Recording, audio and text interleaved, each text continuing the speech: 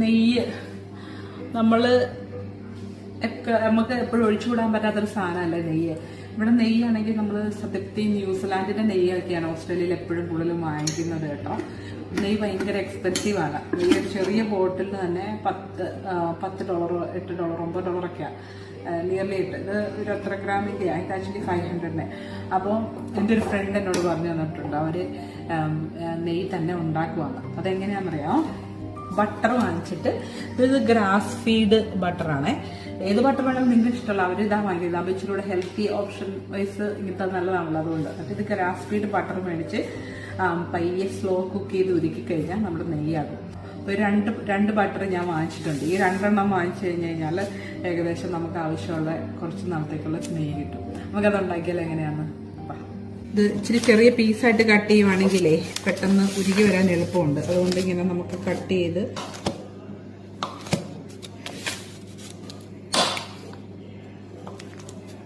ഇപ്പം നമുക്കൊരു പാത്രത്തിലേക്ക് ഇടാം. കൂട് കട്ടിയുള്ള ഒരു സ്റ്റീലിന്റെ പാത്രത്തിലാണ് ഞാൻ എടുക്കുന്നത്.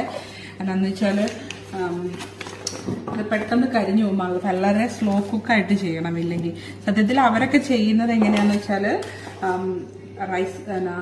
റൈസ് കുക്കറിൽ സ്ലോ കുക്കറുണ്ട് ഇവിടെ, അതിലാണ് ചെയ്യുന്നത്. ഞാനപ്പോൾ ഇതിൽ ചെയ്യാമെന്ന് വിചാരിച്ചു. ഇനി നമുക്കിത് അടുപ്പിൽ വെച്ച് ചെറുതായിട്ട് ചൂടാക്കി എടുക്കാം കേട്ടോ. ഉരുകി കഴിയുമ്പോഴേക്കും ഇത് മെൽറ്റായി വന്നു കഴിയുമ്പോഴേക്കും ചെറിയൊരു മഞ്ഞ കളറായിട്ട് ഇത് ഇങ്ങനെ ഇരിക്കും. പക്ഷേ നമുക്ക് കുറച്ചുകൂടി ഒരു പരുവാകണമെങ്കിൽ അത് അറിയാൻ പറ്റുന്ന എപ്പോഴാണെന്ന് വെച്ചാൽ ഇതൊരുമാതിരി തിളച്ച് കഴിയുമ്പോൾ പുറമേ ഇത് ഒരു പാട പോലെ വന്നിട്ട് ഒരു ക്ലിയർ ആയിട്ട് ഈ നെയ്യ് മാറും. ഇത് കണ്ടോ, കളർ കണ്ടോ, ഇച്ചിരി ക്ലിയർ ആയി വന്നില്ലേ?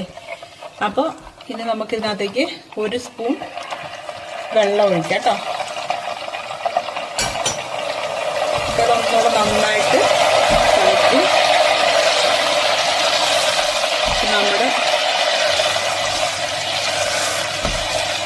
നമ്മുടെ സംഭവം റെഡി ആയിട്ടുണ്ട്. ഇനി നമുക്കിത് തണുക്കാൻ വെച്ചിട്ട് തണുത്ത് കഴിയുമ്പോൾ നമുക്കൊരു ജാറിലേക്ക് മാറ്റാം കേട്ടോ.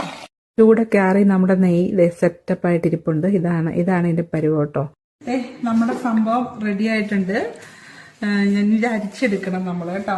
അപ്പൊ ഞാൻ എന്താണെന്ന് വെച്ചാൽ നമ്മൾ നേരത്തെ യൂസ് ചെയ്തുകൊണ്ടിരുന്നത് അതിനകത്തേക്ക് തന്നെയാണ് ഒഴിക്കാൻ പോകുന്നത് കേട്ടോ. വേറെ ഇതിലേക്ക് ഒഴിക്കുന്നില്ല.